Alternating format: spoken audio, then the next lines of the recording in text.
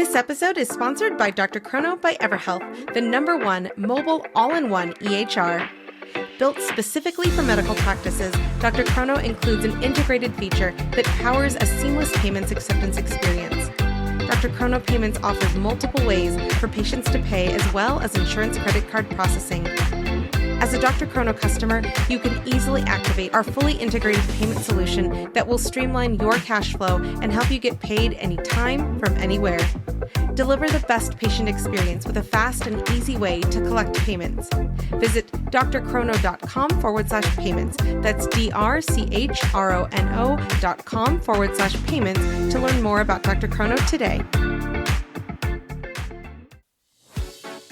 Is there a DPC clinician, tech vendor, or industry champion that goes above and beyond to further elevate the DPC movement?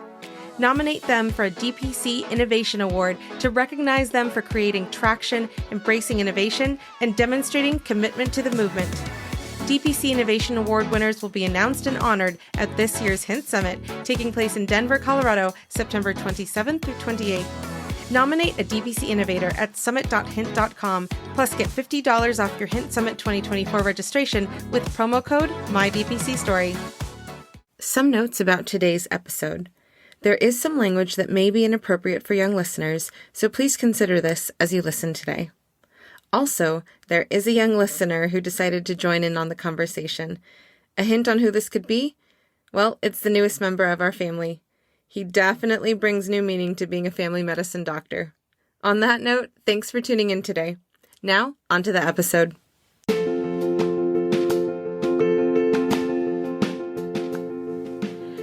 Direct primary care is an innovative, alternative path to insurance-driven healthcare.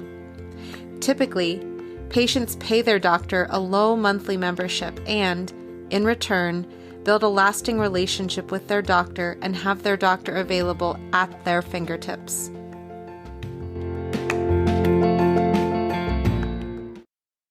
Direct primary care, in a single word, it's freedom. It's autonomy. Having worked in the machine, as we can all attest to a certain degree, is that eventually we just kind of feel like a cog or another gear, and that as a moving part, and we're expendable, we're disposable, and if we're working for somebody else and meeting somebody else's expectations and hitting metrics that are kind of nebulous and that we weren't really taught in residency training would ever really matter, but it matters when it comes down to our job. And when I first learned about direct primary care, the first thing I noted, just how happy everybody seemed, how calm everybody seemed. And it seemed deceptive. It seemed too good to be true. Like, no, this is antithetical to what primary care is. We're the low man on the totem pole. We're overworked. We're underpaid. Everybody's stressed out, burned out by year 2, year 3 in practice. And these people, they're clearly subspecialists. They must be an optho or derm or something. And no, here's Lee Gross, probably the most important, the light bulb video that really tipped the scales for me was the Nuts and Bolts 2.0 video. And I can't tell you how many times I've shared that and told people just fast forward and tee it up to minute 13 and listen to Lee Gross's segment. And it covers just about all the most important salient parts of why direct primary care works. And again, just to see how passionate these people were. And I think it was rooted really, honestly and truly, in the freedom to be able to practice the way that they wanted to practice. And that was just incredibly revolutionary to me. And I didn't even know it existed. My name is Dr. Adam Schulte. I'm an osteopathic family physician in Orange County, California, and also a CrossFit Level 2 certificate holder. And I am the owner and founder of the Drop-In Doc, based out of Resolution CrossFit in Yorba, California. And this is my DPC story.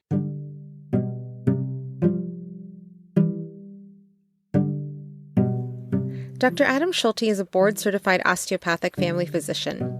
He attended Western University College of Osteopathic Medicine of the Pacific and completed his internship at Arrowhead Regional Medical Center in Colton, California, before completing his family medicine residency at Doctors Hospital in Columbus, Ohio. He then went on to do a sports medicine fellowship at the University of North Texas Health Sciences Center, Texas College of Osteopathic Medicine in Fort Worth, Texas. During his residency training, Dr. Schulte conceptualized a new clinical practice model that would completely reshape healthcare. Combining elements of the fitness community and direct primary care, Dr. Schulte developed the Drop-In Doc, the world's first full-service doctor's office located within a gym. The Drop-in Docs philosophy centers around structuring dietary and exercise interventions that are tailored to each individual, thereby achieving optimal health, not merely the treatment of sickness. He also has a CrossFit Level 2 trainer certificate, and he opened his doors in January of 2020. Welcome to the podcast, Dr. Schulte. Thank you. It's a pleasure to be with you. Your practice is so innovative. When you were conceptualizing the idea of your DPC being inside of a CrossFit gym, what were some of the influencing factors that drove your vision? Boy, to answer that question, I probably have to go way back to even before I started medical school, because my skeleton in the closet is, once upon a time, I was an ortho gunner. That's all I wanted to do. I had the good fortune of meeting a member of the Mayo family, one of whom, Joseph Mayo III, who is an orthopedic surgeon, just recently retired. And I met him in my gym, the family gym that I used to be a member of years and years and years ago. And he invited me to watch a total knee and a total hip. And I fell in love with ortho. And that's all I wanted to do going into med school. And I did everything I could think of that was ortho-related: research and work opportunities and volunteer opportunities, you name it. But what it came down to was I didn't have the 95th percentile board scores. And I put all my eggs in one basket with the osteopathic ortho program that we had out here in Southern California at the time. We didn't have any others at the time. This was the closest to home. And they wound up taking somebody else. And so I took a 1-year unattached traditional year internship at one of the affiliate hospitals that was associated with Western University, and tried one more time to get into ortho in a program out in Fort Lauderdale that was expanding its class spots from 1 to 2. And I made the decision then. I thought, all right, you know what, God, if I don't get in this time, then I'm going to take that as a sign that I have somewhere else to go. And sure enough, I didn't get into that program either. And unfortunately, the match had already taken place and the scramble had already taken place. And I was 6 weeks away from not having a job. And so my brother-in-law, who went to KCOM, he went to med school out in Missouri, and we graduated the same year. He was an anesthesia intern out in Columbus, Ohio. And I reached out to him as I said, hey, I got bad news. I won't have a job in 6 weeks. Can you do me a favor and just send out an APB to all your fellow interns and see if there's any available spot in any available specialty? And he said, yeah, no problem. And within about 24 hours, he came back and he said, hey, good news. Yeah, we've got a couple open spots. And I said, great. What specialty? Thinking, come on, just internal medicine, maybe anesthesia. Who knows? Maybe even ENT has a vacated spot at this point. I was just like, whatever. And he goes, family medicine. And in my mind, I must have yelled the loudest expletive ever. And it was the last thing. Going from ortho to family was just like the biggest step down. Like, no, I need my patients knocked out cold. I need them unconscious. It's like, I just want to do glorified carpentry for a living. Can't, oh man. Well, I was like, well, you know what? Beggars can't be choosers at this point. And I tell my med students to this day that it was the best decision I never made, because the 2 years I spent in Columbus were two of the most exciting, stressful, hardest working, every big emotion you can imagine just wrapped up into 2 years that I was there. And so I flew out at a moment's notice, met with the director, told her that whole story. And her name's Geraldine Urs. She was a phenomenal physician, and also later our medical director. And before I even left to go back home, she called me and offered me the position. And I realized this is where I've got to go. So Columbus, I mean, you know this from your experience working in the Midwest and at Creighton, is that one of my friends who did her med school at Medical College of Wisconsin said, hey, if you ever want the best job security in the world, be an interventional cardiologist in the Midwest. You will never be short on patients. And it's true. The lifestyle of the typical Midwesterner is not a SoCal fresh, fit and healthy sort of lifestyle. It's ribstick and food. It's hanging out in your basement, drinking beer, watching the Browns game. You know, it doesn't impart the same sort of healthy lifestyle. So when I got out there, I had already been a member of the CrossFit community since about 2011 and continued to be part of my gym community throughout my internship. But then I realized as soon as I moved, I would need to find a new home gym. And so when I first moved there to Columbus, I did a drop-in, which is where when you travel or when you move to a new area, if you want to find a new gym, you don't sign up for a membership right away, but you want to just kind of get a feel for the community that is in that gym and the types of people that are in there and the coaches. And then that helps you make a decision. And I'd already done a drop-in with one or two other places. But Friendship CrossFit was where I went up in Dublin, Ohio, which was about a good 15-minute drive north of where I was living with my brother-in-law and my sister. And just from that one class alone, as soon as I walked in the door, was introduced to the class, almost everybody reached out, shook my hand, said hello, and just knew that this was going to be my home gym. And it was there that I conceptualized this concept of having what I call the affiliate-based healthcare center. And in CrossFit terminology, is an affiliate is the common parlance for a gym. They also are colloquially known as boxes because they typically take residence in industrial spaces due to the square footage allotment and the leasing costs being exceptionally low. And so one of our head coaches was seeing a very well-renowned sports medicine doc. I actually did a rotation with him and got to know him pretty well, and was also seeing him as his primary doc. And he went to just get a refill of a medication and was telling me about this. He just needed, at the time I think it was Flonase before Flonase went generic. And he had a appointment scheduled at 9:00. He waited in the lobby for about 2 hours, finally got brought back at about 11:00, waited another half hour. And then finally the doc came in all rushed and hurried and said, okay, hey, how's it going? What can I do for you? And he said, I just need a refill on my Flonase. 10 seconds later, okay, here you go. And he's like, well, kind of just burned my whole morning, waiting for these 10 seconds. So do you mind if I ask you something more sports med related since you're sports med? He goes, oh yeah, sure. What's going on? And figuring that this physician had some remedial level knowledge of resistance training and methodology and common nomenclature, he just kind of went in the spiel and talking about, well, I've got kind of like this medial elbow pain, and, taking it into account that we had a pretty overhead heavy week. We did 1 rep max overhead squat testing. The following day, we did heavy thrusters in a 21-15-9 format. And he said he's just watching the doc's eyebrows get more and more furrowed. And finally, the doc interjects. He goes, I'm sorry, I got to ask. I don't understand anything you're talking about. What is it that you're telling me about? He goes, oh, I'm sorry. I do CrossFit. And the coach gave him the response that all of us in the affiliate community are so overly familiar with other healthcare providers, as he rolled his eyes, scoffed, and said, oh my gosh, that's horrible for you. I can't believe you do that. It's so bad for you. I can't tell you how many patients I see with injuries. And my coach was a very level-headed guy. He let the doc get whatever he needed to off his chest. But that was pretty much the end of the conversation and the end of that, my coach's relationship with that doc. And it's not because he was angry or out of spite. It just, what he said is, he explained to me, he said, Adam, what upset me so much wasn't that he had a differing opinion of CrossFit. He goes, if there's anything that's known for, it's its polarizing opinions, both within the fitness community and outside the fitness community. What bothers me is that he is a medical professional who has likely never set foot in any of our gyms or seen any of the success stories or talked to any of our members and seen what a difference it's had in their lifestyle.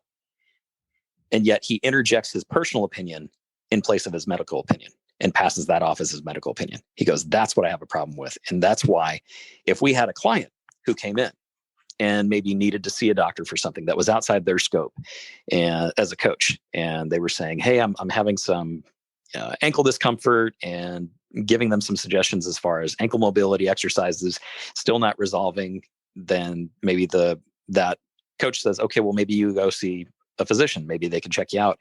If they had that physician and they got that same response, that physician would say, you need to stop CrossFit right away. It's horrible for you. Well, that client's going to come back to the coach and basically parrot everything that the physician told them. And the coach has one of two decisions. Either they totally defy what this medical professional's opinion is and say, you know what? No, it's fine. We're going to push through this. We're going to find an answer. What does that doctor know? And then if that patient has a adverse complication, then that's liability that coach can't take on. And realizing it, that's the other option, is realizing, well, we can't assume that liability. We can't just assume that we know more than a physician can. Well, okay. Well, I guess you got to listen to your doc that stinks. That really sucks. We'd really love to have you here and continue to work with you. But if it's something that he's saying isn't good for you, then, that's pretty much the story. Maybe if things get better, you can come back, but that's a lost opportunity. Maybe that individual had a better quality of life than they'd had at any point in their life, that they had metabolic endurance and strength that they'd never seen before, that they were seeing certain degrees of independence that they didn't have before, self-sufficiency. And now they're just going to revert right back because that doc took that opportunity away from them. And so I'm kind of nodding my head and listening to this story as he's telling me this. And I said, so if I understand you correctly, sounds like you'd rather have a physician who not only understood what you do, but why you do it. And in an optimal case, it does it side by side with you. That's a member of the community. And you could send patients to that kind of physician knowing that he doesn't have to ask you what a thruster is or clarify what a 21-15-9 format is that he not only has an intimate understanding of it, but also sees it from a clinical perspective and can correlate that in and understand certain biomechanic principles that can relate or even sharpen their medical acumen within that specific context, and have a better diagnostic aptitude, having that more profound understanding. And he laughed and he said, yeah, but where are you going to find that? And I laughed and I said, well, give me a couple of years. And the conversations continued to develop. And even though ultimately after I finished my residency, as I left and then eventually came back to Southern California, I was constantly considering going back to Ohio just for that reason, just to go back to that gym, just to open up my space, and realizing that the cost, this is part of the business model. This is not necessarily the patient population, but the business model is to sublet space out of a gym like that, out of a facility like that. It would cost about 1/5 as if I were to set up a similar size clinic in a zoned medical office space. And so as part of the business side, we kind of learn as we go, because we're not taught this in medical school. Like, we're taught the stuff that we need to know, and we're just expected to get plugged into the machine and spend the rest of our years happily toiling away, going through the conditional use permit and the certificate of occupancy applications and paying all these fees. And I preferably would rather not think back to how much I spent on all of those, but you kind of learn all that. And I realized how much just in the two major costs for any clinic would be your staff salary and your lease costs or your building costs, is that you really can't do much about staff salary. You can only reduce that so much. But as far as building costs go, that was probably one of the most cost-effective alternatives that I found, totally aside from the fact that I wanted to be in the same proximate space as a fitness community, but just from the logistics side, from the business aspect side, that made a tremendous amount of sense. And then the snowball rolled down from there. When I heard about your practice, pretty much just after you had opened, it blew me out of the water. And I'm sure that people who might be listening today who had not heard of your practice before are also blown out of the water, just as I was. When you mentioned the match and the scramble and what happened with you, I had a very dear friend in medical school who was hell-bent on ortho, also ended up going to anesthesia through the scramble because he was in that same situation of, I'll take anything. But for any medical students who might be listening, that is such a scary time to be in general, because you don't know, especially if you're in a relationship with somebody who is also matching in the same year, you don't know what's going to happen in the big black box of the match, nor the scramble. And so what a wonderful place to be in now. And I want to get into the fact that you have just recently celebrated your 1-year anniversary, to look back on that experience and be able to tell the medical students that you work with, share on this podcast, and tell a lot of others that, if things like that happen to you, that is meant to happen. And can you imagine if you had gone into ortho, you would have missed out on what you are doing and what you have built. Stay with us. We'll be right back. Thank you to Spruce Health for supporting the My DPC Story podcast. The ways we communicate have changed dramatically over the past decades, but technology and tools in healthcare have not kept pace. Patients want more access and digital convenience, as well as the ability to text their care teams. Care teams are inundated with more communication and rising expectations, but are still using tools and technology stuck in prior decades. Spruce Health created a solution for the tech-forward DPC practice by creating a communication product designed to serve both the patient and the doctor through intuitive HIPAA-compliant workflows, tagging, scheduled messages, and triage templates ready for use, whether you're on your phone or in the exam room. New users get 20% off for the first 12 months of a paid plan with code MARYAL20. That's MARYAL20. So check out Spruce Health today at sprucehealth.com or check out the link in the show notes.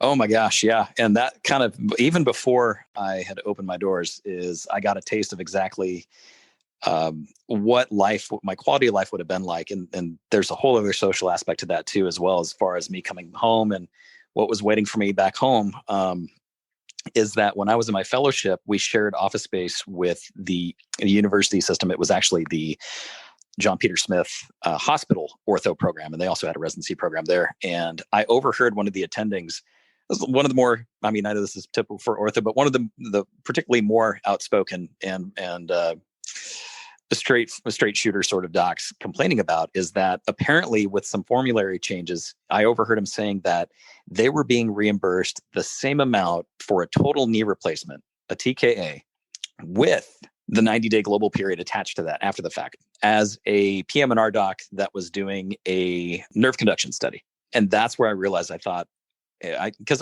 it's always been the Shangri-La in medicine, is that medicine is procedure based. You're going to get paid more if you're in a specialty or subspecialty, and if you perform procedures. So obviously the surgical specialties are amongst the higher earners. But every January 1, when those new formularies roll out and Medicare tries to bundle and package and reduce what they want to pay out for certain procedures, that blew my mind. And and the only way, and that's the thing, is that groups and physicians, they don't like the idea of losing money. But the only way you can make the same amount if you're getting paid less is by doing more cases. And at some point, it reaches a critical mass where you just don't have enough time in the day to do any more cases than you already are. And you're not getting paid as much for those. And realizing, and that was one of the other things that factored into why I was really excited to find DPC and find how effective it was, is to just get away from insurance, to get away from the third party of no. Is there's one thing that insurance doesn't want to do. They don't want to pay for stuff. They're going to bite, scratch, and claw and prevent you from getting whatever you're claiming that your quality or that the complexity of your work dictates. And so realizing, wow, okay, all those people that the class that I was in, they were cutthroat. They would undercut each other. They would rip out, patient notes and write their own for patients they weren't even assigned to, just to try to get in better with the residents and the attendings. And I realized, my gosh, I would have just been stressed out of my mind. I would have burned out probably within about 7 to 10 years and would have been looking for another career. So you're absolutely 100% right, is that for those medical students or aspiring medical students or residents that are trying to figure out, what career should I go into, or what specialty should I go into? Is this the right decision for me? This is what's really great about this tight-knit community. And I see a lot of parallels between the DPC community and the CrossFit community, is that if one of us succeeds, we all succeed. And we revel in that person's success. We're not competing with each other. It is completely opposite of being in your med school class, where you step into a very adversarial role where you're surrounded by 150 to 250 other people that you're used to being the smart kid in your class. Well, suddenly everybody is the smart kid in your class. And some people are going to be even smarter than you. And it's a very foreign position to find yourself in. And it was, I used to refer to myself as academic trash, is because people kept asking me, hey, what ortho program did you get into? Oh, you're going to ortho, right? And it was like feeling that knife twisting in my back every time somebody mentioned it. And I just wanted to tell them, just please don't talk to me. Just don't say anything about it. And it was such an embarrassing, frustrating, sad time, is knowing that no matter how hard I worked, no matter how much I tried to do all the right things the right way, and I still couldn't make it work. It was the most defeating feeling in the world. And I really didn't feel like I deserved to be a doctor at that point. And it was really hard to give up on that dream. But you're right. It's something about hitting that milestone of being at the year mark and looking back at the past 365 days, especially the most recent 365 days. Gosh, that alone is its own chapter in my DPC story. And the thing is, it's going to be a new challenge each time. is to go through med school and take your boards and try to get that benchmark score and get into your number one choice. Rarely does it work out exactly the way that you plan it. And you just got to be prepared for that and keep your ear to the ground and soak up as much as you can. And even if you have to make that hard decision to look into another specialty, be prepared for that. But just be accepting of the fact that it's going to be better than you could have ever planned. The be accepting part is so relatable. And anyone who is on their path to, become a doctor can definitely relate to that feeling of, wow, I'm no longer, the smartest kid in the class. It's very interesting to experience that when people might mention it in undergrad or post-bac, but it's very different when you actually feel that. And when you see things like, that's horrible that you saw, people stealing notes out of charts to rewrite their own just to put on a better show. I mean, it goes back to the fact that you would not have wanted to live that life. You would not have wanted to do more procedures to make the same amount of money. And just look at this January 1st, we experienced that again. And yes, family medicine, quote unquote, went up in reimbursement, but like many corporations, the paychecks are coming out as paycheck neutral. So doctors are not seeing an increase in compensation at all. And with reimbursements going down for many specialties, it's interesting when I talk with people who are specialists looking to do something like cash-based care.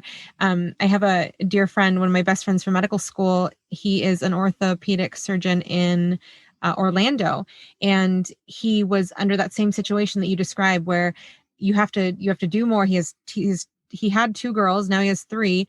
He had to do more just to provide for his family, and it was putting a stress on his life, and it goes on and on and on. But the fact that, again, you have celebrated your 1-year anniversary, I think that if anyone is in that muck of, I'm questioning my future, I don't know what I'm going to do, it goes back to that idea of believe in that life is going to happen as it's supposed to happen. Adam, how did you come to learn about DPC in the first place? Completely by accident. When that coach that I mentioned earlier and I were starting to talk about what the payment structure would be like, obviously too, we just thought, okay, well, what kind of insurance plans would you take and how would you get contracts for those? And would you be able to secure as many contracts as you wanted to in this model? And it was so complicated. And I mean, we get a very remedial introduction to the E&M coding and that whole system in our residency. But understanding the business aspects to a clinic, that's the most daunting task. And it's one that I just didn't want to answer. I didn't want to think about it just because it was so nebulous and seemed so impossible to understand. And I told him, I said, well, I don't really know. And I think it was towards the end of my residency that I heard of one of the interns wanted to go to a conference, which I believe was at somewhere in Kansas or Kansas State, with one of the other attendings. And I just barely caught the name direct primary care. And so a couple Google searches later, pulled up the Nuts and Bolts video by Lee Gross. Or I'm sorry, the Nuts and Bolts 2.0, where I saw that segment by Lee Gross. And to be fair, every segment in there with Josh Umbear, Ryan Newhoffel, Chad Savage, every part of that. I mean, it was just like this treasure trove of all these unanswered questions that were being answered just by people telling their own DPC story and their own success stories. And when I learned, I mean, that was the light bulb that went on, is that, oh my gosh, you mean healthcare is actually a lot cheaper than we thought it was? You mean MRIs don't actually cost $900, that you could actually get them for $275 cash, and that people will actually take cash patients? Wow. And then that was the biggest snowball that got kicked down the hill and just gained a lot of momentum. And then I just started to dig and start to pull up the blogs and other videos and reaching out to some of these docs. And that was what was so fascinating, is that finding their contact info and then reaching out to them. I was getting emails back within like a day or two. Josh wrote me back individually. Chad wrote me back individually. Ryan wrote me back individually. And I was just like, no way. These guys seem like, the 5 families of DPC, like they seem like untouchable. Like there's no way they would write me back. And they were incredible. I mean, every single time I've written back to Josh, he has always written back. Like I've got to believe that there's somebody, he's got an MA that's specifically writing emails for him, because there's no way this guy has enough time in the day to write all those emails. Because I know there's more than one person just writing to him. He's got probably tons and tons of residents and other aspiring DPC docs that are just like, hey man, help me do it. I know like you've got this down to a science, so help me figure this out. And they're so generous with their time and willingness to pass along their, for lack of a better term, intellectual property, what's helped them succeed the most, tips and tricks. And it's public domain. It's an open source. And that's what I absolutely love about it. And so by the same token, CrossFit is what's referred to as the open source model, is that you have a bunch of these gyms that are connected to the headquarters, to CrossFit HQ, but they pay affiliation dues. So it's not centrally governed like a franchise where you have standardized protocols and workouts and basically everything comes from the top down. Is you're given the autonomy and freedom to coach however you want, make your community however you want, set up shop wherever you want, but you're basically just paying almost like a licensure fee to use the CrossFit name. And in exchange, you get some inherent benefits through the organization of being featured on their, they have like a CrossFit mapper, like we have a DPC mapper. So if you're doing a drop-in somewhere, if you're looking for a new gym to join, if you want to see what other gyms are in your area, they have that same sort of map locator. And it's, and just, I think that's what comes back to is my original phrase is when you mentioned like, what do you like so much about DPC? It's the freedom. It's the autonomy. Same thing with CrossFit is that these people were tired of being personal trainers in 24-hour fitnesses, LA fitnesses around the country. And they wanted to do something that was of their own making. They wanted to have something that they could create. And for them, it's the creation of a community. And what brings everybody together is the persistent pursuit of self-improvement, which, forgive me if I'm wrong, I would argue to say that's exactly what we as DPC docs aspire to do. It's the persistent pursuit of self-improvement within our own craft. And we don't get that autonomy, that same freedom by working for a Kaiser Permanente or an Ascension or one of these huge hospital groups. You're basically do as you're told and be grateful that we give you a job and that we pay you what we do and give you the benefits we do. And if you don't meet certain metrics, if you're not meeting certain patient satisfaction scores, we're going to sit you down and we're going to have a corrective action plan put in place. And I never wanted that again. And that's why maybe the marriage between the two, uniquely different, but surprisingly related industries was so facilitated. I'm here shaking my head because painfully, I had heard a recent example of a corporation tagging doctors in family medicine, primary care, who were, underperforming, and offered them the chance to have a scribe, which this doctor had been requesting for years.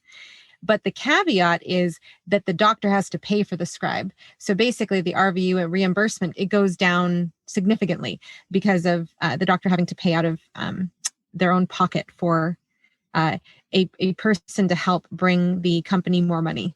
So when you mention how going into family medicine was the best decision you never made, DPC it's almost like the answer that we never knew we were looking for until we find it. And I'm glad that you mentioned how accessible the DPC community is, because I highly doubt that is going to change in the future, given that most people who go into DPC who have had fee-for-service experience never want to be in that community ever again. And this is the antithesis of that fee-for-service lack of community and isolation and demoralizing. Yep, absolutely. When you talk about a persistent pursuit for self-improvement, over the past year, what are some of the challenges that you overcame as a sole practitioner with your own clinic?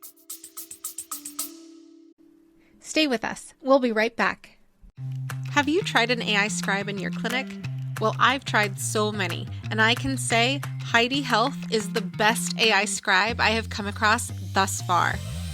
With Heidi Health, I can create unlimited customizable templates for my notes to help me truly cut down on the time I'm spending charting. Template for pediatric well child check? Done. Template for weight loss management? Done. Some of my favorite things I've built into my AI template, beyond the general soap note, are having a list of actionables for our team to take after a patient visit, having the diagnoses listed, and creating an after-visit summary for our patients. Not only have I found Heidi Health to be the most helpful, customizable AI scribe so far, it's also more affordable than most out there. So try Heidi Health today and see how you can harness the power of an AI scribe for your practice. To get an entire month of Heidi Pro free, go to the homepage of mydpcstory.com and click on the Heidi Health ad.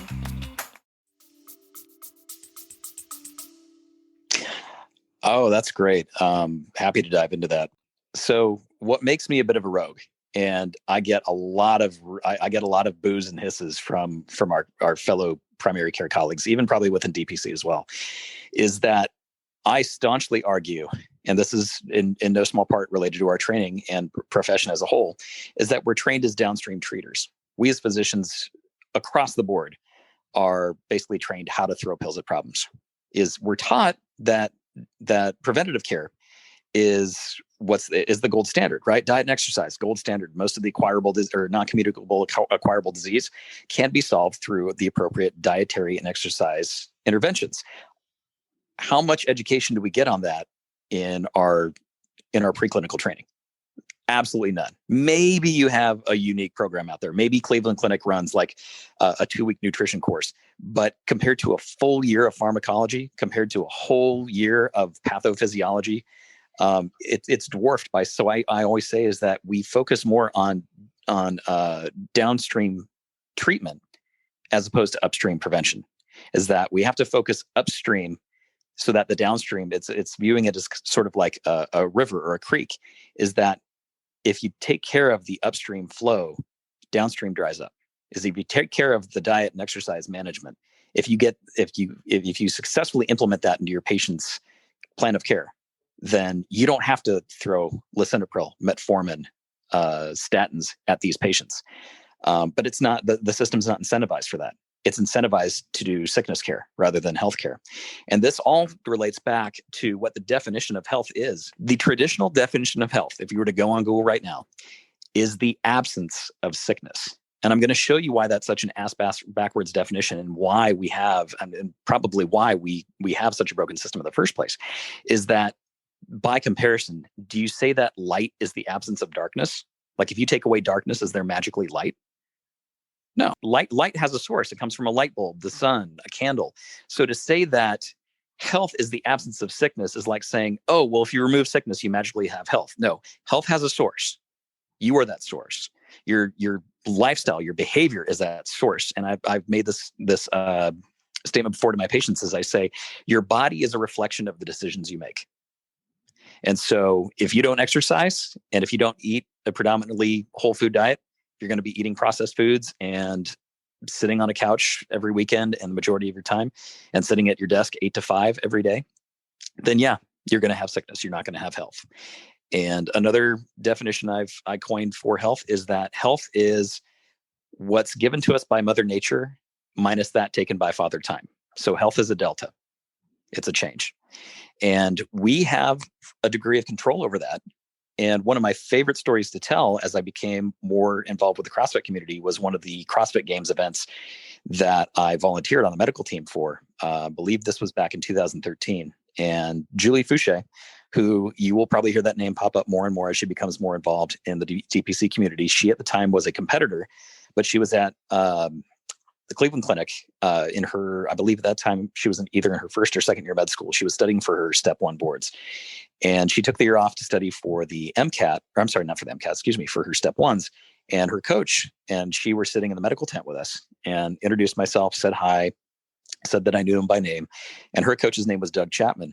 And Doug was a very well-renowned coach, still is, but especially at that time was very involved with some of the top-tier athletes. And we were watching the Masters athletes. And the Masters athletes were the the athletes that aren't like the big recognizable names that most people in the CrossFit community followed. And they kind of they were kind of pushed off to the side and they competed on a track and adjacent to the big stadium where the big name, the headliner competitors competed. And I love the masters athletes. To me, they were the inspiration for wanting to form this clinic because they were the prime examples of what healthcare looks like over sickness care. These were the ones that were putting in the time, energy, and effort along with their full-time jobs. And we were watching, I think it was the 60 and up competitors. And it was a workout with handstand push-ups, a sled drag, and I think chest to bar pull-ups. And we were watching these women in the 60 and up group do a modified handstand push-up. And Doug Chapman, we're all quiet and just staring in awe. And he says what everybody was thinking. And he just said, those are 60-year-old women doing handstand push-ups.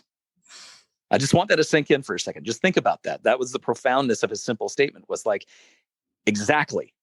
This is the point we're trying to get across. Those are 60-year-old women doing handstand push-ups. And they're not weird. They're not unique. And they're not, they're definitely exceptional, but they're not some exception to the rule. It's just they chose to.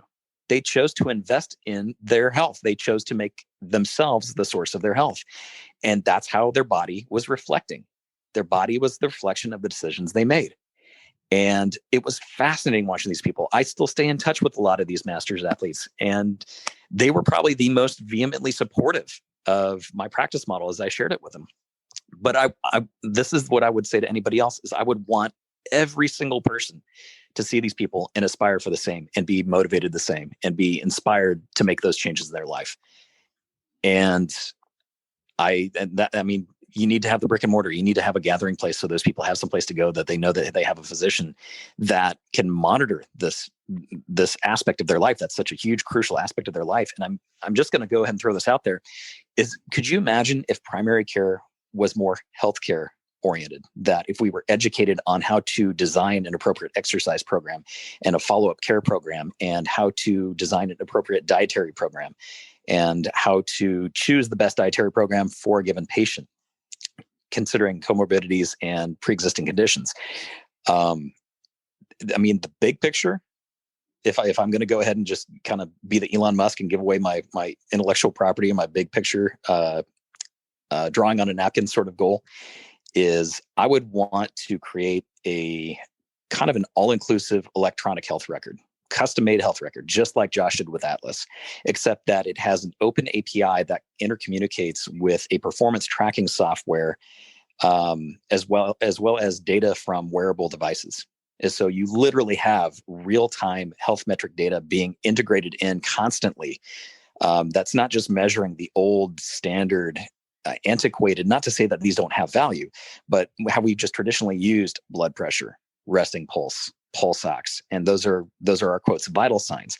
But instead, what if we had a way to be able to compile data and being able to use fitness related data, actual health data, not sickness data, health data, and to be able to compile that into just an unfathomable volume of research studies looking at correlations between 1 rep back squat, 1 rep max of back squat correlated with long-term morbidity and mortality for like cardiac events, and to look for associations with that. We can't do that right now because there's no central gathering place for that sort of data.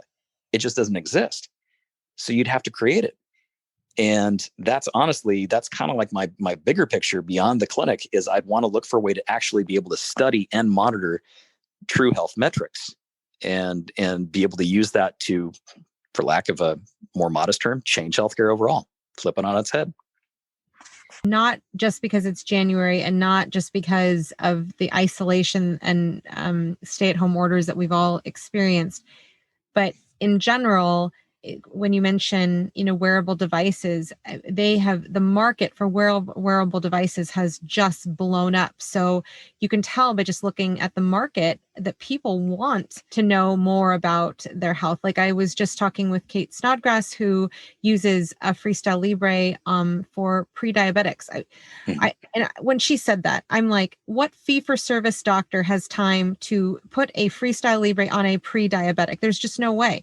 I mean, even in an endocrinology clinic, the discussion about a Freestyle Libre collection of data on a particular patient is not, I have not seen that from my patients who see endocrinology about their diabetes.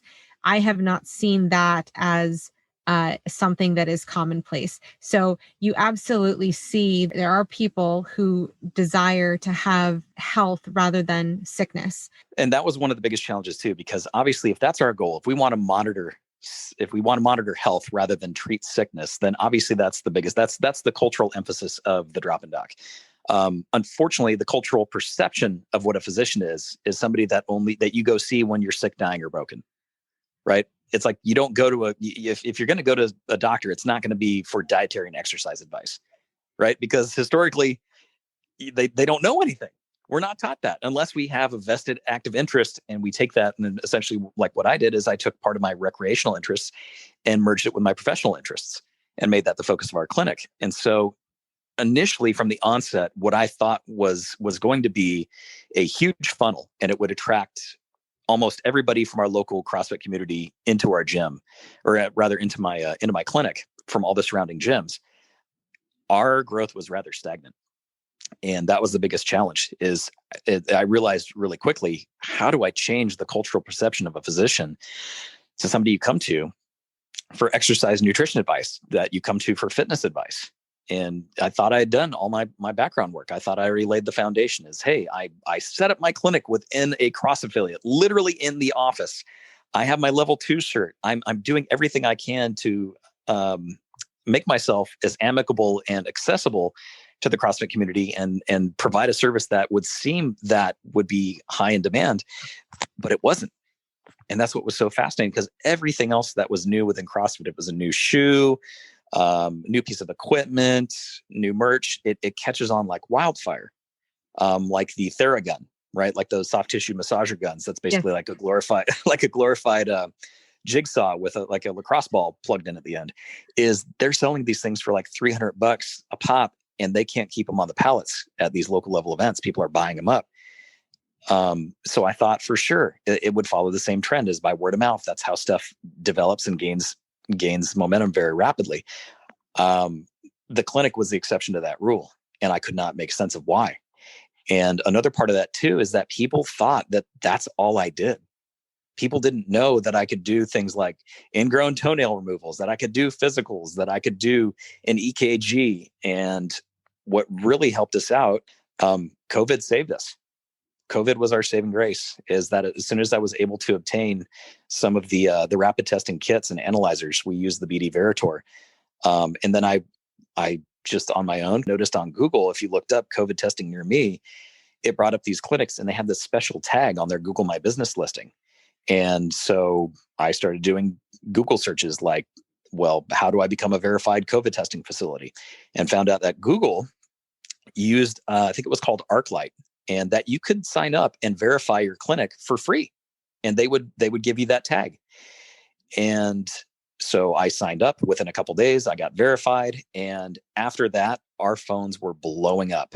And I was wasting probably about $300 to $500 a month in Google ads and Facebook ads, and getting very little return on investment for those.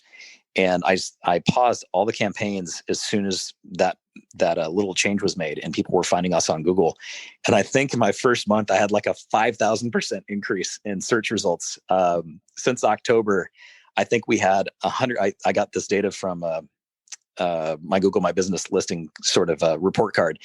And it said we had 158,000 search results, or that we popped up in 158,000 search results. And that just blew my mind, that we could go from relatively obscure and unknown to being one of few testing facilities in North Orange County. And that revenue was huge. I lost my practice manager, and so I had to learn how to do all the front office stuff on my own. So from about late October to present, I've been answering the phones, doing the scheduling, sending out the consent forms, collecting the consent forms, updating the patient charts, loading the data, doing the testing. And I've just kind of been the one-man show. And even still, it was an exhausting few months. But if it weren't for COVID, we probably wouldn't have survived the first year. And it's so ironic, it just goes back to your mentioning of, this is what was meant to happen. Although I wish COVID did not happen, it's so interesting how COVID has shown over and over and over the value of a primary care physician, especially a DPC primary care physician. 100%. That's what I've been explaining to my current patients. Is I said, hey, if this isn't demonstrable, that really it's the two big things that you can fix that would fix healthcare. Is for patients, they want access to their physician, and for physicians, we want time to spend with our patients. Is if you create a model that accomplishes both, then you're going to get better patient outcomes. You're going to get better patient satisfaction. You're going to have less physicians looking for alternative jobs or different industry or job in different industry. And that's where, like you said, is COVID's really shined light when people are just desperate to try to get into their doctor. And I actually had a handful of people call me from the line at Kaiser Permanente after waiting for about an hour to 2 hours.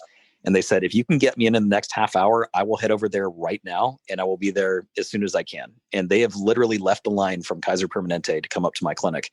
And I got them in and out, got them tested, got them their results probably before the time they would have even made it up to the front of the line. I'm shaking my head because it's just, the accessibility and time with patients. It goes back to this idea that fee-for-service physicians, don't necessarily know DPCs out there until we do. But it's like once you see the light, it's so hard to not see how beautiful the model is with regards to it allows both to happen. And when it's physician driven rather than, a marketing team telling you what you have to do and they have no medical training, it's Right. just an incredible model. It's so beautiful that it exists, and it's so wonderful that you are doing it in your community and you are spreading the word about health and about how a doctor is not meant to be a sick coach. But it is so true, though, how, when you look at our coding, you don't have codes for I prevented diabetes. You have codes for how long you spent talking about diabetes with the patient. Right. And then you have quality measures where, sorry, your overall average of your diabetic patients is not achieving an A1C of 7.1. We're not going to pay you. So the accessibility and time with patients, that is so, so, so true about DPC. And, it's the idea that, a Kaiser Permanente could not supply a community the thing that they needed at the time, the COVID testing, when fear was, especially here in California, so prevalent, especially during the initial lockdowns, that, people were truly scrambling for getting a basic test. And here you are, a DPC physician, saying, hey, I'm right here. And thank goodness that it did help you as a clinic and as a business. Now that has happened since October, have you seen those people who came for COVID testing become patients of yours, or what has transpired since you offered that COVID testing? So that's what's coming. And a good buddy of mine, who's also a member of the gym, he is also my hostmaster for my website. And so he helped update the pop-ups that redirected to another landing page for like the COVID testing and stuff. But he asked me recently, maybe about 3 or 4 months ago, or 3 or 4 weeks ago, and said, hey, Adam, so when you have a person that wants to get the COVID testing, like what kind of information do you gather from them? I was like, well, the usual stuff, name, date of birth, phone number, email address. And he said, hold on. How many people do you think you've tested, like since you got your analyzers? I was like, gosh, I don't know. Maybe 1,000, give or take. He said, so you're telling me you have 1,000 email addresses that you can that are potential patients? I said, well, yeah. He goes, I'm thinking we need to do a drip campaign. I'm thinking you need to start sending out emails to people and using their COVID experience as your foot in the door to say, hey, do you remember how easy that was? Do you remember how your place couldn't get you in? You remember how your doctor told you they didn't have time for you? And our clinic got you in not only the same day, but got you the same day results, and that you were able to talk to the physician directly. And so we're kind of sizing up and waiting for the moment now that things are hopefully on the downswing, that we'll hopefully be able to start seeing regressions in numbers and hospitalizations and case fatality rates. But he said, once things start to cool off, I think that's got to be goal number one, is you have to reach back out to people and remind them, hey, that you're here. And because we had lots of people that would show up and that would see that we weren't located in one of the medical plazas across the street from one of the local community hospitals. We weren't associated with Kaiser. It was this industrial space, and they saw the gym name and they saw my name below it. And they're like, so what is this? Like, what do you do here? And I would tell them, it's like, well, I'm a subtenant of the gym. It was always the intention of the design is that we work very synergistically together. We are two separate businesses, but we have a joint mission statement in achieving actual healthcare. And this is how we do it. And these are the services I offer. And it's even just giving them the most remedial surface level, 30,000 foot overview description of it. They still have the hardest time understanding. They're like, well, wait, so you're like a doctor, right? Not like a chiropractor or something else. I said, no, I'm actually a physician. Yeah. They're like, well, do you do like anything else? I said, well, of course, like I still do everything else that I'm licensed to practice. I still do EKG, sports physicals, annual physicals. I do my own blood work. I can do a point of care ultrasound. I do musculoskeletal screenings with our ultrasound system, COVID testing, obviously. And I said, but for our members is like, all of this stuff is included. And there's also some other stuff that I do, like IV nutrient therapy, aesthetics, like Botox, fillers, et cetera. And we give our members discounts on those too. And that foot in the door, that opportunity for them to just say, what is this? That's basically them asking, what is DPC, without even realizing what DPC is. And so hopefully that's our goal, is that we'll be able to capture, I think our target is about 10 to 15% of the patients that we saw. And even just giving them that remedial overview of what DPC is, you just see them start nodding, going, gosh, that makes sense. So you mean you could do blood tests for cheaper than I could typically get through my insurance, just going through copays? I was like, yeah. I was like, if I were to send you over to Quest right now just to get a CBC, they're going to charge you about $33. I can get you your entire annual physical panel for $36. And it all relates back to what we were talking about before. It's the accessibility and it's the time.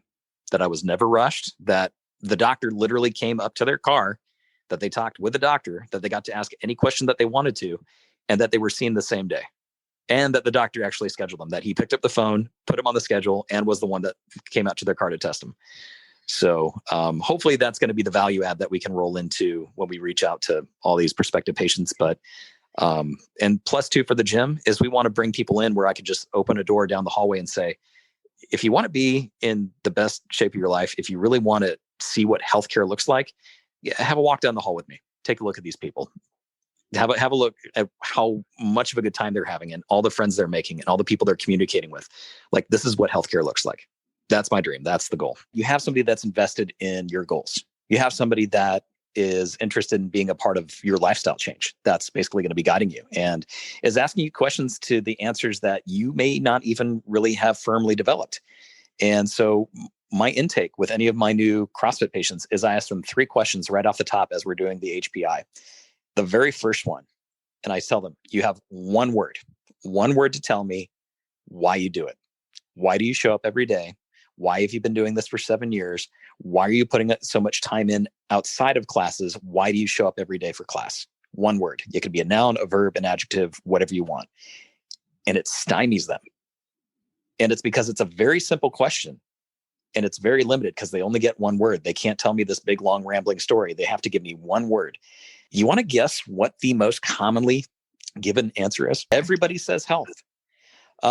Every once in a while you'll get somebody, but it's all related terms: health, fitness, prevention. A handful of times, this has been really fascinating, challenge. And and obviously there's differences between age groups, differences between genders, as far as what their priorities are. And then we go into the fun one that everybody really loves is I say, okay, after you give me your one word association answer, then you have to tell me your 3 favorite movements and your least 3 favorite movements. And what that provides too is those are the health metrics I was talking about, is it gives you insight not only or it helps them conceptualize and verbalize concretely what their preferences are, but it also gives you some insight as far as how that person's built. So if you have somebody that talks about, oh man, I love doing Olympic lifts, I love squats, and I love cleans, and I love doing deadlifts, and like, all right, what do you hate doing? Oh man, I hate burpees and I hate running and anything that is cardio predominant. Well, when you take a look at them, they're 5'6". They've got they've got like 90 pounds of muscle mass. So obviously they're built more for the heavy lifting movements. But just to hear them verbalize that and see that correlated with their morphology that's just one of seemingly countless other different metrics that you could ascribe to this and build customized, individualized exercise and dietary plans on. Just starting with asking some simple questions, just asking some background questions and just getting to know your patient.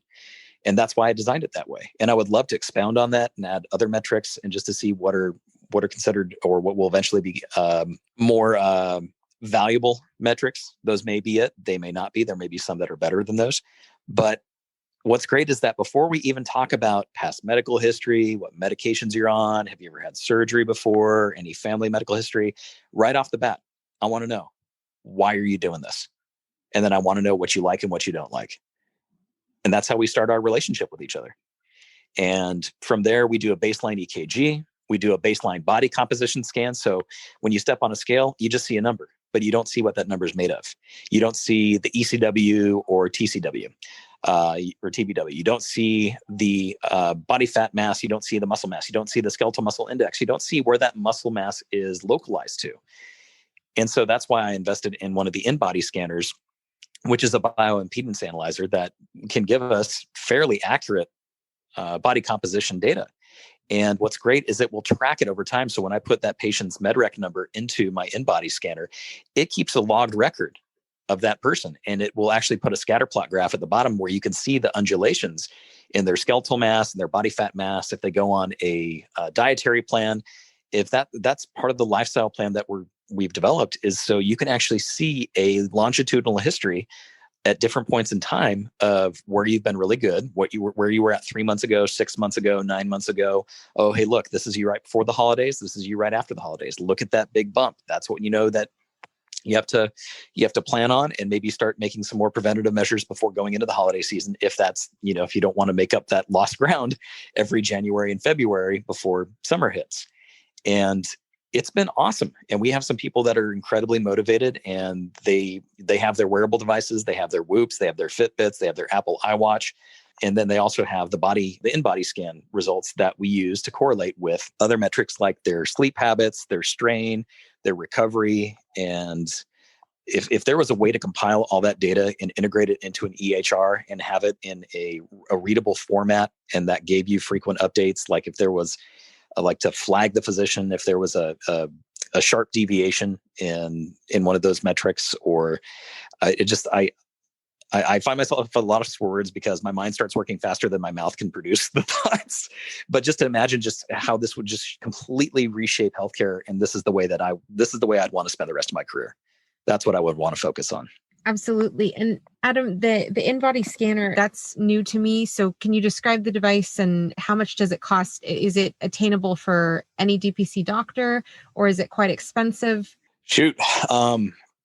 Obviously it's dependent upon whether or not that physician wants to make that part of their practice. If they don't see the relative value in it, then I'd say it probably isn't worth the investment. Where I first learned about it is I was working for a concierge group in Newport Beach. I was doing some per diem work for them.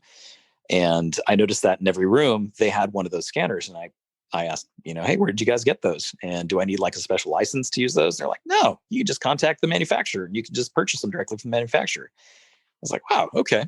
And thankfully I had an in. One of the guys from our gym had a friend of his that was working at the company and gave me his contact number. And so I contacted them. I actually went down to the showroom in their main office in Cerritos and walked around and met the guys and actually looked at the different models. And so I got the mid-range model, the 570. The 270 is the intro model that will give you all the major metrics that you need. But it essentially just looks like a normal scale with handles. And those handles, there's some foot pads and some electrodes on the handles that send a undetectable current through your body, and the resistance that they encounter going from one part of the body to another, or from one electrode to another, is calculated by the device, and that's how it spits out your results. That's how it determines how much muscle mass you have, because each of these different types of tissues are going to provide a different resistance, right?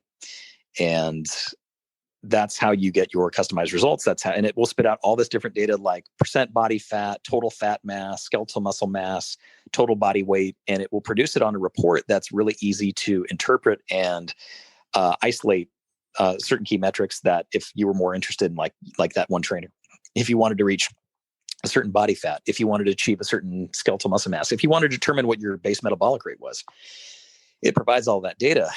What I love about my model, the 570, is that if you get a patient that is just looking at all this and it's just numbers, numbers, numbers, yeah, okay, whatever, doc. I just want to know how much weight do I have to lose? Up in the upper right-hand corner, it gives you a suggested fat mass loss and muscle mass gain based on the findings from the scan. And so I think for ours, it definitely is on the pricier side. I got a special where I think I got it for somewhere between 7,000 and 8,000. And then the lower range model, I think, is more. And here's the thing: if you're wondering if a physician's office can afford this, if a DPC doc can afford this, CrossFit gym owners are buying these and implementing their own sort of lifestyle sort of plans. Friendship CrossFit opened a second location, and they actually have an entire room dedicated to doing the body assessment and doing the intake stuff. So they're basically doing almost everything that I'm doing in clinical practice, just with their own spin on it. And they're not incorporating it. They're not practicing medicine per se, but they're following these metrics, and they're basically making a longitudinal record for their new clients and adding that huge value add to being a member of that gym that they wouldn't get at any of the other local Globo gyms. And in your practice, when you ask a new patient the 3 questions, is the in-body scanner part of the membership, or is it separate? Absolutely. Nope. We structure it that we would like patients to do it every quarter, so that there's a standardized time frame in between each scan that will give you periodic results. If you want to do more than 4, then it's just an extra $20. If somebody's not a member of the practice, I still offer it for $20. But yeah, the first 4 are included as part of the membership. And it's funny, most people tend to forget about it, even though it's sitting right next to my desk inside the exam room. And it is literally the most prominent piece of office furniture in that exam room. And it stares at them every time they come in.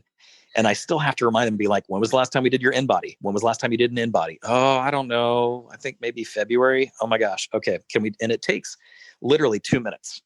It takes 2 minutes to run a scan. And so if I catch them in the room and they're back for like I also do cupping, and I still do osteopathic manipulative treatment, or osteopathic manipulative medicine, is if they're there for an adjustment, if they're there for some cupping, it'd be like, okay, listen, before we do this, hop on here, let's get an updated scan.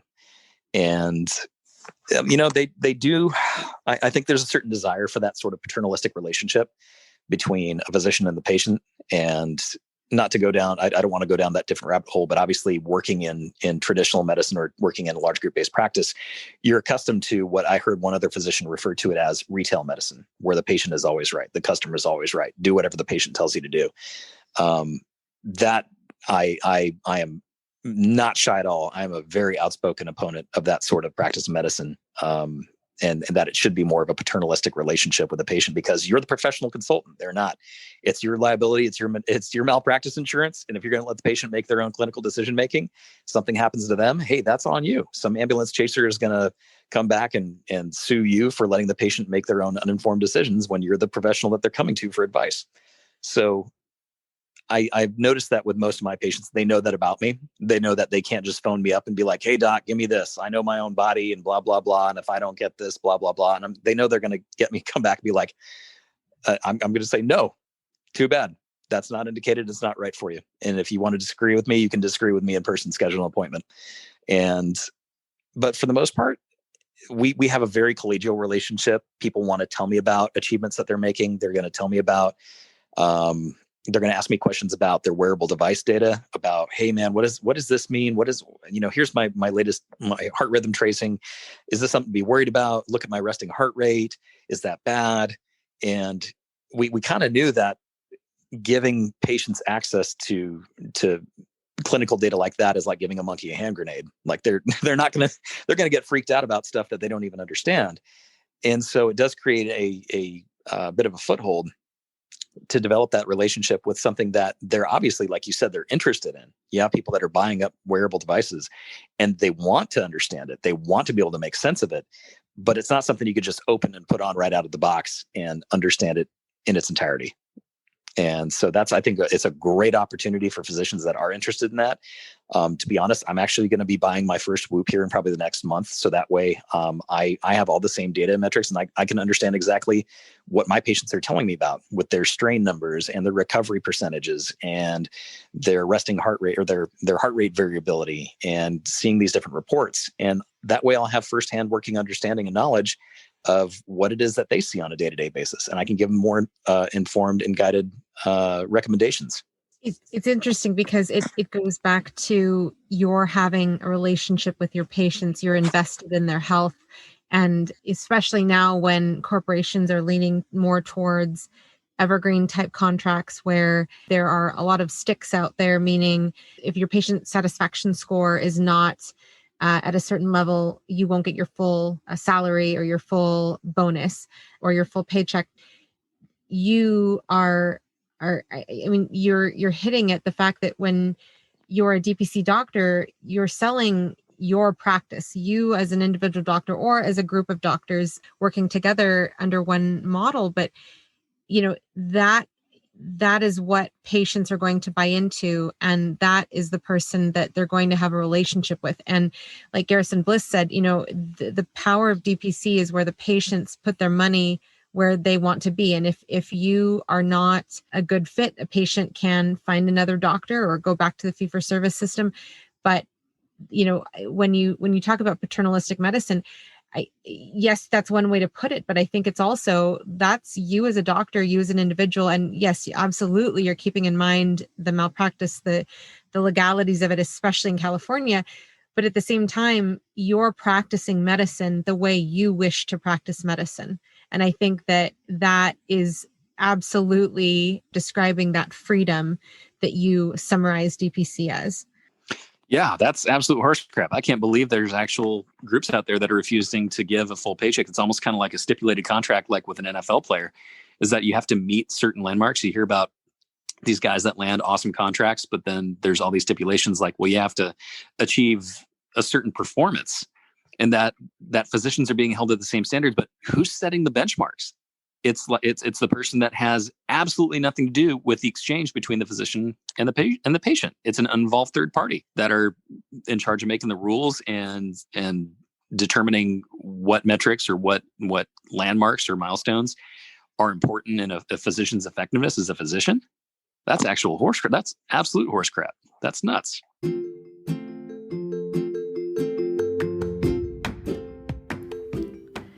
I went from being a podcast listener to a podcast host. I switched to Buzzsprout, and now I realize podcasting isn't that hard when you have the right partners, and the team at Buzzsprout is passionate about helping you succeed. Start with some gear that you already have. For me, it was only my iPad, my iPhone, and a quiet space. If you've been wanting to try hosting, start by trying Buzzsprout out for free. You'll get a great-looking podcast website, audio players that you can drop into other websites, detailed analytics to see who is listening, tools to promote your episodes, and much more. And if you want to upgrade, Buzzsprout has tons of guides to help you find the right equipment at the right price. Buzzsprout gets your show listed in every major podcast platform as well. So join over 100,000 podcasters already using Buzzsprout to get their message out to the world. Click on the link in the show notes to let Buzzsprout know that I sent you. And if you do, you'll get a $20 Amazon gift card if you sign up for a paid plan. Plus, it will help support the show. All right, now back to the interview. I want to go back to your space. Now, you described that you have your in-body scanner next to your desk. Can you describe the rest of your space for the listeners? Yeah, what was really interesting, what makes the affiliate healthcare model kind of interesting is that when you look and why I would want to expand and why it would be very easy to expand is because the floor plan of most of the spaces that most CrossFit gyms set up in are warehouse spaces. So you typically have the same sort of form letter sort of blueprint or floor plan of most of these buildings across the board. And so you have a front office space that is rarely utilized because more often than not, what they're using predominantly is going to be the warehouse space, because that's where you have most of the square footage, most of the open space. And so my space, it was a little bit weird at first. The floor plan, the original floor plan had another outside room that wasn't directly connected to our office that abutted into the conference room by about 6 feet. It was just a very awkwardly shaped conference room, but we basically flattened out that wall. We took away some of the square footage of that other room. It's actually for the childcare space that the gym uses, the baby sequestering area for parents that drop their kids off. And it has like a TV and beanbag chairs and other stuff to keep the kids preoccupied while the parents work out. So we were able to actually reduce the square footage of that room and made this huge conference room that's probably about 400 some odd square feet. And it's a joint use conference room. So it's got amenities like a refrigerator, coffee maker. It's got a reclining couch. It's got a big screen TV. It's got a whiteboard. And it was meant to be as a joint use between the coaching staff and myself, and then local area coaching staff from other gyms to begin to start doing grand rounds. But where the grand rounds is, we would talk about a topic or like basically do like an intro to anatomy, because obviously these guys aren't doctors. Some of them have gone through like a kinesiology degree. Some of them have maybe had like an intro to anatomy course, but just to sharpen their clinical acumen and talk about how to assess or deal with certain client-related complaints. Like, okay, hey, if you've got a person that says that they're having trouble locking out an overhead position, and you notice that they're avoiding doing these movements, then this is the structure that's most commonly affected. You might want to start to think about a potential rotator cuff tendonitis versus a tear, and that's not something that's going to get better over time, and it will get progressively worse unless it's seen by a physician. So that would be a soft sign when you talk to your clients about a time that it would be necessary to go see a physician, and then have a discussion and maybe pull up like a research article or something like that, or something relatable, something that's not like so clinical jargon heavy that it's going to dissuade them from coming in. But it also gives them the credibility and also acknowledges these coaches and saying, hey, if you want to provide a added layer of quality for your members and be able to offer a higher level of coaching or more advanced layer of coaching, that you have that insight because you've come to these grand rounds up here at our clinic. And then we want to offer the space and we want to give them the opportunity to ask those questions and discuss these sort of topics. And so they can advance in their careers too. My exam room is about 300 square feet. And one of the last practices I worked at was a really old, it was one of the last privately owned small physician group family practice clinics. I used to say it was old and dying doctors practicing old and dying medicine in an old and dying clinic. And these rooms were so small. I mean, they barely met like 1950 standards. And there would be times that I would have to like squeak in around a partially open door just to get in and fit inside this room. And the patient, it felt like, was like at all times 6 inches away from me. We just felt incredibly cramped in there. Kind of like a low-level room you'd get like on a cruise ship. Like you just felt you could barely fit in there and had to walk in sideways. And so it's awesome. It's this huge sprawling room. I've got a exam table. I've got my desk in there for documentation, and then tons of cabinet space. I've got a refrigerator and some of my countertop space. I have my centrifuge in there. Have all my supplies and all my equipment all in this one exam room. So in that sense, it's like a little micro practice, but it's got everything I need and then more. Are you doing PRP also? I was trying to get my PRP machine right before COVID hit, and then everything got thrown up in disarray. So I was relying heavily on other DPC docs. Kyle Hampton was one doc who I leaned on, and he had mentioned multiple times. Most of the people that were talking about doing PRP as well, or point of care ultrasound, musculoskeletal ultrasound. Yeah. I leaned on him and reached out to him a handful of times, and he gave me some contact information for the group that he utilizes. Because PRP is a little bit more cost averse, I was looking for cheaper alternatives, but was going to pull the trigger on getting a centrifuge system so that I can begin doing it. And I've had multiple people ask me over and over if I would do it. So obviously the interest is there. And, but yeah, I was trained. Actually, interesting background story is that one of the foremost doctors in regenerative medicine, Steve Sampson. He's a PM&R doc based out of Santa Monica. I found him completely by accident after I volunteered for a course. It was a dental surgery course that we hosted at my med school out in Nevada, the first school I went to. And I got to meet the program or the course instructor. And I asked him a little bit more about it. I was like, what in the world are you guys doing? He goes, oh, this is PRP. It actually has its foundations in dental medicine. And I started Googling and just being like, I wonder if there's any docs that are doing PRP around here that I could maybe shadow or get to know. And here he was. He was back in Southern California, my native SoCal. And I was like, wow, look at that. He's a doc doing PRP in LA. Oh my gosh. And he's a DO. And so I reached out to him, and I was his first medical student he ever had. And he's been adjunct faculty with Western ever since. What an incredible opportunity. It is. And what's great too is that right when COVID hit, I had reached out to his office and asked if I could come back up just to chat with him and get some clinical insight as far as what to do with my own practice. And just that a guy of his stature and his notoriety just casually said, oh yeah, hey, come on up. Yeah. It's wild to have those relationships still. Yeah, that's awesome. It's just like how you talk about, how you reached out to Josh and to Ryan, and, doctors are humans too, right? But it's great when you meet doctors who are humans and not doctors who are untouchable celebrities. Going back to how you mentioned the possibility of using the COVID test emails as a way to help market your practice. Had you thought about, or are you incorporating telemedicine as part of your practice? So the EHR that I currently use is Practice Fusion. The reason being, it was the least frustrating out of all the probably 24 EHRs that I've used in my short medical career. And it's the one that was the most easily navigable, the one that I'd used the most working in urgent cares and other clinical practices. So just due to familiarity, I chose that. We have Hint Health as our client retention manager software.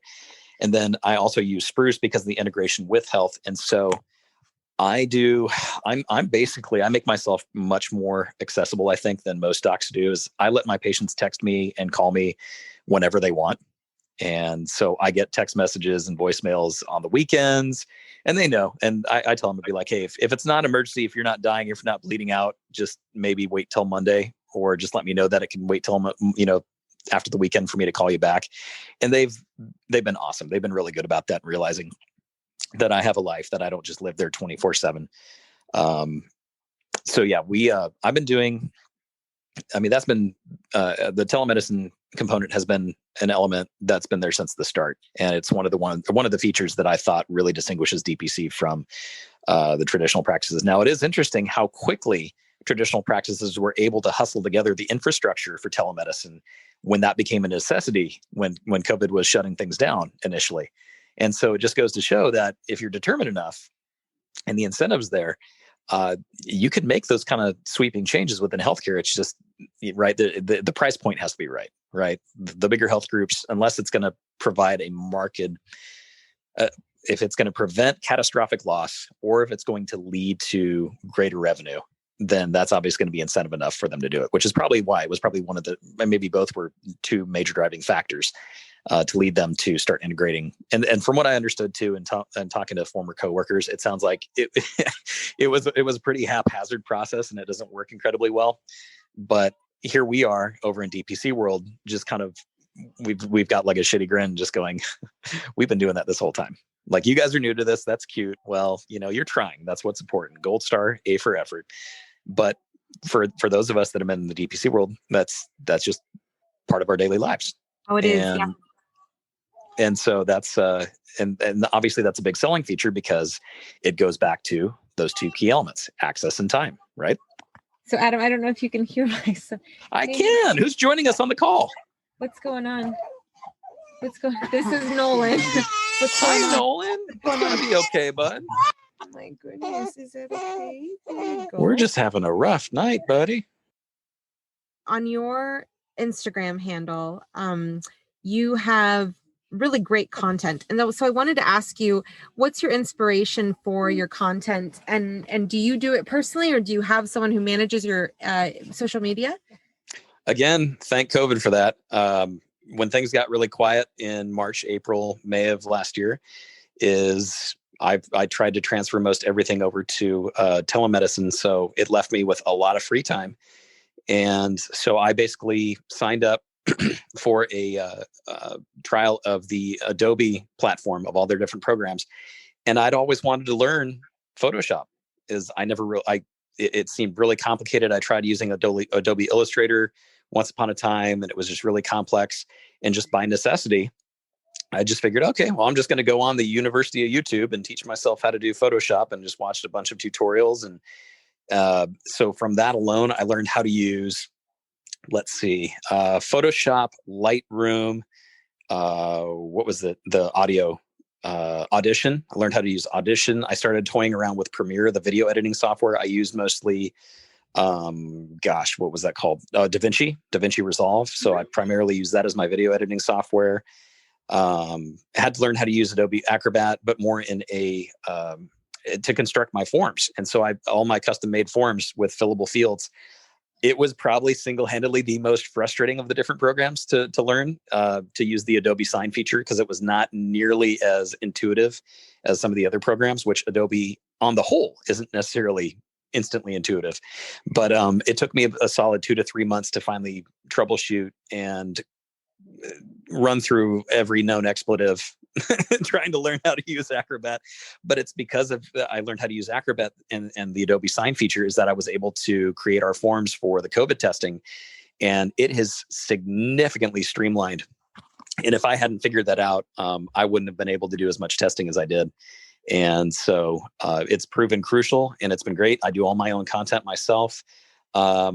Influences for my content, Spencer Nadolski, who he works with Renaissance Periodization, diet tracking macro counting program. He's based out of San Diego, but he refers to himself as a professional memologist. So he's not DPC, he's not concierge, but he's basically just a private physician that is an obesity specialist, and has a bunch of additional certs, like in clinical lipidology, and is a family physician himself. And really, he's a really sharp guy. He's just one of those talented humorists that knows how to tap into whatever is currently, like, obviously, like all the Bernie memes with Bernie and his mittens, like he jumped on that right away. And so just kind of formed my own brand, having learned how to use things like Photoshop and Lightroom, just to add that little extra layer of quality to it, and learning how to develop a brand. It's still a little bit disjointed. It doesn't have like a uniform color and font scheme that I understand is requisite for being an Instagram influencer. I really loathe social media as a whole. So I only do as much as is absolutely necessary. I've really dropped off recently just because I feel like reading the comment section just about anywhere just makes me more depressed about the world. But I've been doing my own content, doing my own videos, and it's all self-taught. And it's just kind of, in true DPC fashion, is just like, well, if you don't know, teach yourself. And if you're not good right off the bat, good, because nobody is. So get better. And it's the persistent pursuit of self-improvement. Absolutely. Now, I want to ask you, because you were talking about branding, you have had an interesting journey with regards to trademarking. Can you share about what happened with the Drop and Dock and the trademark journey that you found yourself on? Originally, our business name, our DBA, and corporate name was intended to be Ascension Medical Group. And that's a nod to my faith and a nod to the journey that God took me down, and obviously the plan he had for my life and bringing this clinic to fruition. So I, wanted to pay homage to my creator and as a thank you. And God having a unique sense of humor, is I got a cease and desist letter maybe about 3 or 4 months after we filed for our fictitious name permit with the Osteopathic Medical Board of California. And it was from this group called Ascension. And me and my little naive world that had no idea of Ascension that they were one of the largest, if not the largest, not-for-profit hospital group in the U.S., and that they've retained rights to the name Ascension within the realm of healthcare since 1999. And they probably have like a group of junior level attorneys that all they do is just do Secretary of State searches looking for anybody infringing on their name and their copyright. And so they were demanding that I change it. And I said, okay, I'm sorry. Let me talk to my attorney, see what I need to do. And they wanted me to sign an agreement. And I'd had to deal with attorneys before back during my training. And I was like, no, I'm sorry. I'm not signing any form that you just send over to me. I'll do what I can to change the name. I'll let you know as soon as we do. And so there I was, and I was kind of stuck. I was like, well, shoot, that was going to be the name. That's what it's already on our placard. It's outside. It's on the signage. It's on my business cards. What do I do? And then I realized back when I first moved back from after I was done my fellowship in 2016, is I had a friend from Friendship CrossFit who was an illustrator, and I just came up with the term, the drop-in doc. And it was mostly for when I would volunteer at local level events and would just need like my first aid tent. So it had like a signage, it had the brand recognition, but that's all I used it for. I didn't use it for anything else. And as I was discussing it with some of my friends from the clinic, they're like, well, why don't you just make your business name the Drop-In Doc? I was like, oh no, that's corny. No, that's just like tongue in cheek. That was just supposed to be for volunteering. They're like, to be honest, most of the people like that name better than Ascension. I was like, really? So I was like, all right. And so I managed to refile with the Secretary of State and reincorporated as the Drop-In Doc Inc. and changed our DBA. And that's what's led us to this. But it is funny having a legal team from a big hospital system come essentially knocking on your email and being like, hey, this isn't cool and you need to change this and we're going to take legal action if you don't. So yeah, that was kind of like my David and Goliath moment, except that I needed to change the name because I knew I wasn't going to win that fight. That's exactly what I was thinking, was the David and Goliath healthcare, 2.0 version. I'm going to hand Nolan back to my husband. I think he's there. Hub's here. This is amazing. Say hi to Adam. Bye, Nolan. Sleep well, buddy. Oh my goodness. I'm jumping back, but when you talked about your Photoshop skills, like I loved the was it like lightning coming out of your eyes? Like, it's amazing. Yep, that was that was a couple of YouTube tutorials and learning how to do the Thor Ragnarok lightning bolt effect. And I was like, oh, that's kind of cool. What kind of post can I make on that? I was like, oh yeah, I could do that. So there's a lot going on there, but I mean, even still, it's just I got to get back in the habit of spending more time. It's just the past couple months, I've just been working 14 to 16 hour days, just doing nonstop COVID testing stuff. And so now to be able to finally have like a room to breathe and be able to do like the fun stuff again and start producing that kind of content. Honestly, once you kind of get past the intimidation of just how much is going on with Photoshop and you just do a couple tutorials by some of the guys that offer free material, it is so stinking fun. It is really, really fun, even at a remedial level. I mean, if you're not looking to do it professionally, you can still make some good looking stuff just from watching a couple tutorials.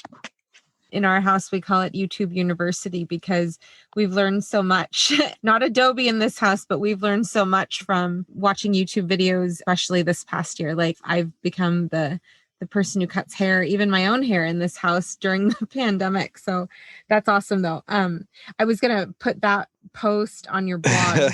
That's awesome. Yeah. Do it. You totally should. Perfect. Adam, for those people who are considering DPC or even, new to DPC, but reflecting back on their short time in DPC, what advice would you give them? The juice is worth the squeeze. You're still going to work hard. It's a different type of working hard, is because like, for example, with the COVID testing, I was often in my clinic at the time, roughly about the time that the gym would open. And I was the last one to leave at night. I was working easily 14 to 16 hour days because I was doing it all. I was doing all the scheduling, sending out reports, emailing reports, completing charts, uploading forms into the charts, etc. And most of the guys in the gym, like I went from doing my usual 5 days a week to maybe one workout every 3 weeks. And it was taking a toll. And like the guys could tell, I was starting to get really exhausted and worn down. And they would frequently check in on me and be like, dude, you okay? How you holding up? How many did you do so far today? And I was telling one of our younger coaches, and I just said, you know what? I know I look beat to hell. I know I look exhausted, and I am. But you know what? I would rather be this exhausted and worn out doing my own thing than doing it for somebody else. And because it's mine and I made it, and there's no single part in this building or in this clinic that I haven't made for myself. And that's really profound. And that's really cool, because most docs, the traditional pattern is you do your 4 years, you go in residency, you get spat out, you go into a job, and that's where you work. And then you're just turn them and burn them, treat them and street them. And then you call it a career after 20 or 30 years. And that just seemed so dry and mundane and completely unlike anything that I wanted to do. And just the whole concept of the autonomy and the freedom, and not being told what metrics to hit, what measures to hit, how good a doc I was based on how happy my patients were, or how many had an A1C of 7.0 or below. And it just, I just knew that that was going back to Ohio, is seeing patients that literally did not care that they were smoking 2 packs a day, drank their 2-liter bottle of Mountain Dew a day, and had already lost half a leg due to horribly maintained peripheral vascular disease. And then I'd leave that clinic and I'd go up to my gym in Ohio, and I would see 50-year-olds doing handstand push-ups and ring muscle ups, and we're in the peak of health. It was like two completely opposite swings of the same pendulum. And so, really hindsight, and I know this carries a different meaning now, but hindsight truly being 2020, is you don't see it when you're in the middle of it. You don't see it in the road leading up to it, but taking a moment to look back on the whole process, to take a look at all the different turns that your career's taken, that your education has taken, your training has taken, and being really appreciative of that. If there's nothing else that my story achieves, I would hope that it would just serve as a completely alternative to the typical story, where people probably think, oh, you just go to school, you go through training, and then you go get a job, and that's the way it works for everybody. Is I would want people to see that no, it doesn't. And when it doesn't, this is better than anything I could have planned for myself. So with direct primary care, this is the time to start looking into it, to start reading up on it, especially if you're not in your training yet, if you haven't taken the MCAT, is look to people like us and see that we're leaving the traditional practice, we're leaving the machine in droves, and there's a reason for it. So start getting familiar with it, because our numbers are only going to continue to grow, and we're going to push legislation and demand the recognition that we've worked hard to achieve as both individual practitioners and then collectively as a group, and to put that pressure on legislators and getting them to recognize us and how much better a job we're doing than our larger counterparts. And then hopefully we'll add those people to our numbers down the road. And on that note, what is the best way for people to reach out to you to connect after this podcast? Our main email with the clinic is frontdesk, FRONTDESK, at thedropindoc.com. That's probably the most reliable means. Excuse me, is our office phone number is 714-577-2652. It's a VoIP line. That was another cool feature about getting a Spruce, is that I found out that I could actually send and receive texts to my VoIP line, and the messages show up within my Spruce inbox. And so I do text. I text with my patients without having to give out my cell phone number. So hopefully, not to sound stingy, I don't really feel like giving out my cell phone number, but I can receive texts to that phone number. Emails are probably more reliable, or just messaging through one of the social outlets, whether that's through Instagram or Facebook. If for whatever reason I don't respond to those other two methods.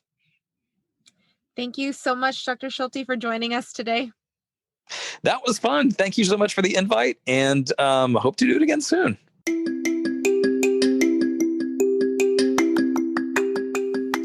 Next week, look forward to hearing from Dr. Catherine Agricola of AltoCare Primary Medical Care. If you like what you heard today, please leave a review and subscribe wherever you listen to your podcasts. Tell your friends too. For more information on this episode and much more, please visit mydpcstory.com. Also, for the latest in DPC news, check out dpcnews.com. Until next week, this is Marielle Concepcion.